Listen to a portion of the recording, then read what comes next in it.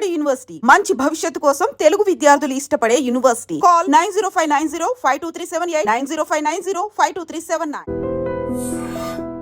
ఈ మధ్య కాలంలో క్రైమ్కి సంబంధించిన ఇన్సిడెంట్స్ ఎంత దారుణంగా ఉంటున్నాయంటే అసలు పసి పాపల్ని కూడా వదలట్లేదు అని అంటే ఇంకా ఏం చేయాలి, ఏం చెప్పాలి, ఎంతకని వీటి మీద కంట్రోల్ ఎవరైనా తీసుకురాగలుగుతారు అనేది కూడా ప్రశ్నార్థకంగా మారిపోయింది. ఇది సంగారెడ్డిలో జరిగినటువంటి ఘటన. యాక్చువల్లీ వీళ్ళందరినీ కూడా ఆ చిన్నారి జస్ట్ ఒక 8 ఏళ్ల చిన్నారి మాత్రమే. ఆమె రోజు అన్న అన్న అనో లేకపోతే మామ మామ అని పిలిచి తిరిగేటటువంటి ఈ ముగ్గురు ఎవరైతే ఈ నిందితులు కనిపిస్తున్నారో రోజు వాళ్ళతోని ఈ పసిపాప ఆడుకుంది. ఎత్తుకొని తిరిగినటువంటి వాళ్ళు ఏ తల్లిదండ్రులకైనా లేకపోతే ఆ చుట్టుపక్కల వాళ్ళకైనా ఎవరికైనా ఎందుకని డౌట్ వస్తుంది? డౌట్ ఏమాత్రం కూడా రాదు. కానీ ఇప్పుడున్న పరిస్థితుల్లో ఇప్పుడున్న సమాజంలో మనకు స్పష్టంగా అర్థమవుతుంది ఏంటి అని అంటే ఏ ఏజ్ ఏమీ లేదు అసలు.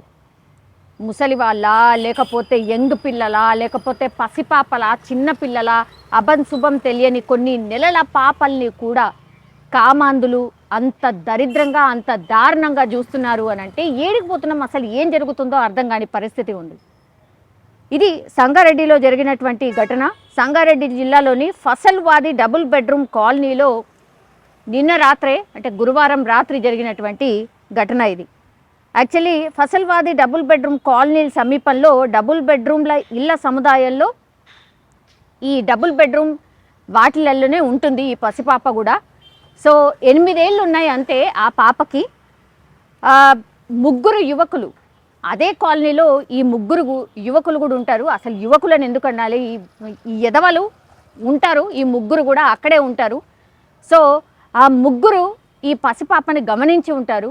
వీళ్ళు మద్యం సేవించి నిన్న రాత్రి మద్యం సేవించి ఇంకా ఒళ్ళు అన్నీ మర్చిపోయి ఏం చేస్తున్నామో విచక్షణ కోల్పోయి ఇంకా అంతే ఆ పసిపాపకి చాక్లెట్ ఆశ చూపి చాక్లెట్ కొనిస్తాం రామ్మ అని ఆశ చూపి ఆ పసిపాపను పాపం ఆ ఇంటికి దగ్గరలో ఉన్నటువంటి పొదల్లోకి తీసుకువెళ్ళిన తర్వాత ఈ యువకులు ముగ్గురు వచ్చేసి ఆమె మీద అత్యాచారం చేశారు అని అంటే పసి పిల్ల, మీకు అసలు కనీస జ్ఞానం లేదా, లేకపోతే అసలు ఎంత చిన్న పిల్ల అనేది కూడా మీకు సోయి లేదా, ఎట్లా అనిపించింది, అసలు ఎట్లా ఈ ఘాతకానికి పాల్పడాలి అనిపించింది అనేది కూడా అర్థం కాని పరిస్థితుల్లో ఉంది. మద్యం సేవించడం, ఆ తర్వాత ఆ పసిపాప అక్కడ కనిపిస్తే ఆమెకు చాక్లెట్ ఆశ చూపి రోజులాగానే వాళ్ళతో ఆడుకున్న పసిపాప కాబట్టి ఆమెకు కూడా అసలు ఇవన్నీ ఆమెకి ఏం తెలుసు? 8 ఏళ్ల పాపకి ఏం తెలుసు? ఆట లేదంటే స్కూలు వాళ్ళ అమ్మ నాన్న దగ్గర ఉండడం తప్పించి ఆమెకేం తెలుసు?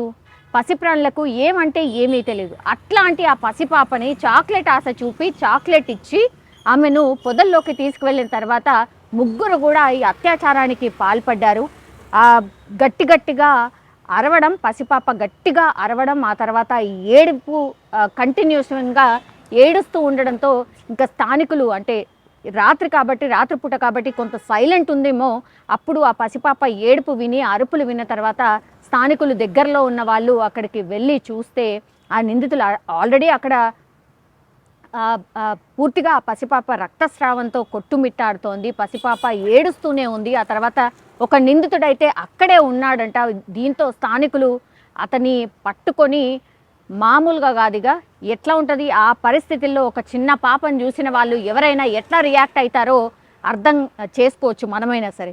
సో ఆ పాపని అక్కడి నుంచి హుటాహుటిన హాస్పిటల్కి తరలించడం, ఆ తర్వాత ఆ పిల్లల తల్లిదండ్రులు అయితే వాళ్ళు కన్నీరు మున్నీరుగా విలపిస్తున్న పరిస్థితి. ఎందుకంటే రోజు ఈ ముగ్గురు ఎవరైతే ఉన్నారో, ఈ యువకులు ఎవరైతే ఉన్నారో వాళ్ళు ముగ్గురు కూడా రోజు ఆ పసిపాపతోని ఆడుకుంటున్నటువంటి వాళ్ళే, తెలిసినటువంటి వాళ్ళే. అసలు మాకెట్లా డౌట్ వస్తుంది అని వాళ్ళు కూడా చెప్తున్న పరిస్థితి. ఈ మధ్య కాలంలో ఇట్లాంటి ఇన్సిడెంట్సే మనకు జరుగుతూ ఉన్నాయి. మనకు తెలుసు అంటే చాలా మట్టుకైతే ఇప్పుడు 8 ఏళ్ల పాప కాబట్టి తల్లిదండ్రులైనా సరే చిన్నపిల్లలకు కూడా ఈ మధ్యకాలంలో చెప్పడం స్టార్ట్ చేశారు. ఎవరి దగ్గరికి వెళ్ళకండమ్మా, బూచోడు ఉంటాడమ్మా అని ఇట్లా చెప్పడం చాలామంది తల్లిదండ్రులని కూడా మనం చూస్తూ ఉంటాం. ఎవరైనా సరే చాక్లెట్ కావాలంటే మమ్మల్ని అడుగు మేము కొనిస్తాం, ఎవరో అనామకుడో లేకపోతే తెలిసిన వాళ్ళైనా సరే చాక్లెట్ ఆశ చూపితే వెళ్ళకండమ్మా అని పిల్లలకు చెప్పడం స్టార్ట్ చేశారు.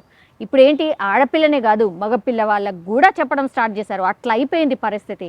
ఇంత దారుణమైన సమాజంలో మనం ఉంటున్నామనంటే ఏ చెడు ప్రభావం దేంది, ఇప్పుడు ఈ సెల్ ఫోన్లు కావచ్చు, సినిమాల ప్రభావం కావచ్చు, చాలా అంటే చాలా విపరీతంగా ఈ మధ్య కాలంలో ఓటీటీకి సంబంధించిన సినిమాలు అయితే అసలు దానికి అడ్డు అదుపు లేకుండా అయిపోయింది.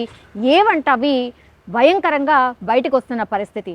సో అట్లాంటి సినిమాలు చూసి ఇట్లాంటి ఎదవ పనులకే ఇట్లాంటి యువకులందరూ బానిసైపోయి ఇట్లాంటి ఘాతుకాలకి పాల్పడుతున్నారు. సో పోలీసులు అయితే ఇప్పుడు ప్రస్తుతం దర్యాప్తు చేస్తున్న పరిస్థితి అయితే కనిపిస్తోంది. బాలిక కావడం, వీళ్ళ మీద పోక్సో చట్టం కింద కూడా ఈ ముగ్గురు మీద కేసులు నమోదవడం, వీళ్ళకి నిజంగా అవగాహన కూడా ఉండదు.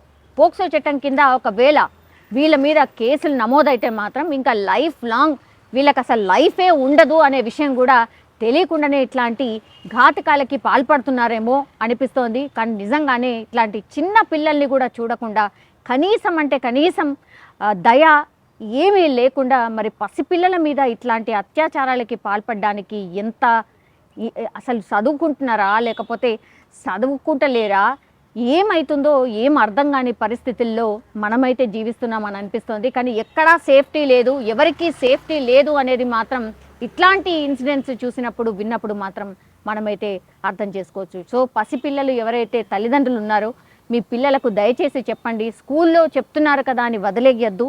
దయచేసి పసిపిల్లల తల్లిదండ్రులు మాత్రం ఎవరైనా సరే, ఎంత తెలిసిన వాళ్ళైనా సరే దయచేసి వాళ్ళ దగ్గరికి పంపించొద్దు. మీరు కూడా గుట్ట చేది బ్యాట్ వచ్చేది ఏమైనా పిల్లలకు కావాలి అని అంటే మారాన్ చేస్తే దయచేసి వాళ్ళకి ఎక్స్ప్లెయిన్ చేయండి, చెప్పే ప్రయత్నం చేయండి. లేకపోతే వచ్చాక మేమే కొనిస్తామని చెప్పే ప్రయత్నం చేయండి. ఇట్లాంటి చేస్తూనే మన పిల్లల్ని మనం పెంచుకోవాల్సిన అవసరం అయితే కనిపిస్తోంది. కానీ ఎంత దారుణమైన వ్యవస్థలో బతుకుతున్నాం అనేది ఇట్లాంటి ఇన్సిడెంట్స్ విన్నప్పుడు చూసినప్పుడు మనకైతే అర్థమవుతోంది.